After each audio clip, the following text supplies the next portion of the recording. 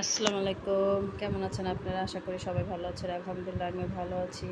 আজকে বানাবো একদম ফ্রেশ পুদিনা পাতার জুস। এই গরমের ভিতরে খেলে শরীর ঠান্ডা থাকে। চলেন, এখানে আমি হাফ কাপ হবে চিনি নিয়েছি। আর ওখানে আমি 2টা লেবুর রস চিপে নিয়েছি। আর বেশখানি পুদিনা পাতা আমি নিজের গাছের ফ্রেশ পাতা এনে কেটে এনে রেখে দিয়েছি। এখন এটাকে ব্লেন্ডার করে নেব। এখানে ব্লেন্ডারে দিয়ে দেব সব। আমি পুদিনা পাতা ডাটা ডুটা যা ছিল সব দিয়ে দিছি। ডাটা ফেলে নিয়ে আর লেবুর রসটাও দিয়ে দিলাম। এখানে চিনিটাও দিয়ে দিব।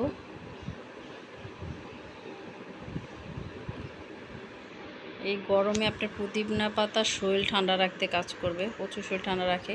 আমি 2 চামচের মতো এখানে কনডেন্স মিল্ক ইউজ করছি। এটা আপনি অপশনাল, আপনি করলেও পারেন না পারেন, কিন্তু আমার কাছে দিলে একটু ভালো লাগে, এই জন্য আমি এখানে কনডেন্স মিল্কটা ইউজ করছি। এটা আপনার অপশনাল, আপনি দিলেও পারেন না দিলেও পারেন, আমার কাছে দিলে একটু ভালো লাগে এই জন্য দিয়েছি। এখানে হাফ চামচ আমি জিরের গুঁড়া ইউজ করেছি, চামচ গোলমরিচের গুঁড়া, কালো গোলমরিচের গুঁড়া, সাদাটাও দিতে পারেন। আমার সাদাটা ছিল না, কালোটাই দিয়েছি। আর না, এখানে আমি ফ্রিজের ঠান্ডা পানি আর কি, পুরো বরফ হয়ে গেছে পানিটা, ওই পানিটাই এখানে ঢেলে দিলাম। আমি আর আইস ইউজ করব না এখানে।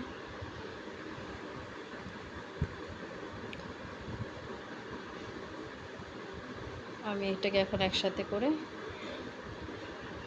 এই দেখেন বরফ পুরো বোতলে। এখন এটাকে আমি ব্লেন্ড করে নিব।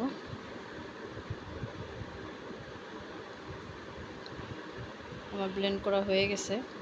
আমি গ্লাসে, এটা আসলে আমি ছেঁকে নিছি, ছাকাটা আপনাদেরকে দেখাইনি। আমি এখন গ্লাসে ঢেলে নিব আর কি।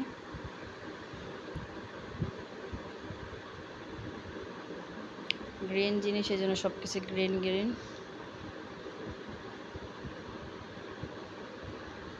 আমি এখানে একটু পুদিনা পাতাও দিয়ে দিলাম সৌন্দর্যের জন্য।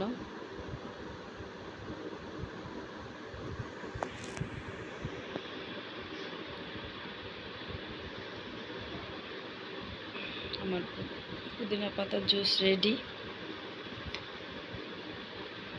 ছোট্ট একটা ভিডিও।